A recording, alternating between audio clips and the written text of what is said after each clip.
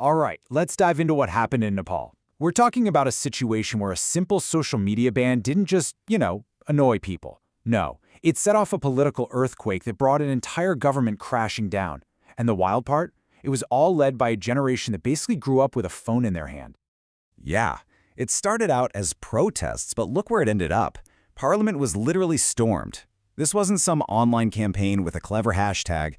This was a physical, real-world takeover of the nation's center of power. Just incredible. And the chaos didn't just stay in one place. It spilled out all over the country. I mean, we're talking about luxury hotels going up in flames. The homes of politicians, they became targets. And the streets of Kathmandu and other big cities, they turned into battlegrounds with these violent, just brutal clashes between protesters and the police. So you gotta ask yourself, right? It sounds almost unbelievable. How on earth does banning a few social media apps lead to a full-blown national uprising, one that actually topples the government? That's the huge question we need to unpack. Okay, so it all started with one single move by the government. Let's break down the official story and then compare that to how the public, especially the younger generation, was really seeing things. 26. That's the number you need to remember. The government went ahead and banned 26 of the biggest social media platforms out there. Just think about that for a second. No more Facebook, no Instagram, YouTube, gone.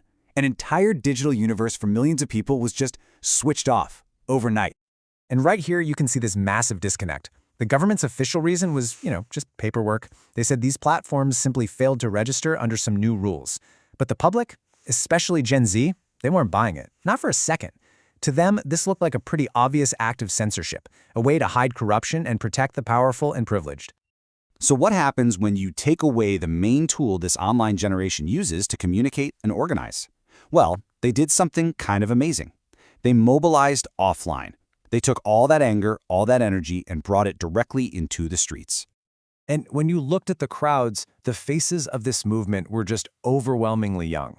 We're talking about an uprising led by students, by a generation that's totally fluent in online culture. They felt completely disconnected from a political elite that they saw as corrupt, totally out of touch, and just in it for themselves. And if you want to understand that frustration, you have to know this one term, Nepo kids. This phrase just exploded online. It became this powerful symbol for all the anger people felt when they saw the children of the political elites living these privileged lives, getting opportunities that felt completely impossible for anybody else. It just perfectly captured that massive gap between the rulers and the ruled.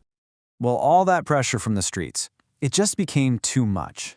It was unbearable, and the entire political system started to crack. Then it buckled, and then it led to the complete and total collapse of the government. And once things started moving, the dominoes just fell. Boom, boom, boom.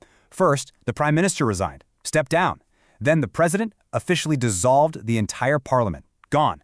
An interim government was quickly put together to handle the crisis, and finally a date was set for new elections to give the country a path to move forward. And in the middle of all this chaos, something truly historic happened. Sushila Karki was sworn in to lead that new interim government, and in doing so, she became the first woman ever to be Prime Minister of Nepal. Just wow. A massive landmark achievement born directly out of this revolution. But here's the thing. This story didn't just stay inside Nepal. It absolutely exploded onto the global stage. So why? What was it about this particular uprising that got the whole world's attention? Well, it resonated because it hit on themes that people everywhere could understand. For one, it was this perfect example of youth power. You had Gen Z proving they could organize and create massive, real-world change. Then there's the fact that the frustrations they were feeling about corruption, about inequality, about a lack of jobs, that's something young people are feeling all over the world. And finally, let's be honest, the visuals were just insanely powerful and shareable. You just can't look away from a picture of a parliament being stormed. So when you look at the whole picture, what happened in Nepal is this powerful, potent reminder of the kind of power a connected and frustrated generation can wield. And it really forces us to ask a pretty big question. In this hyper-connected digital world we all live in, is any government anywhere truly safe from its own youth?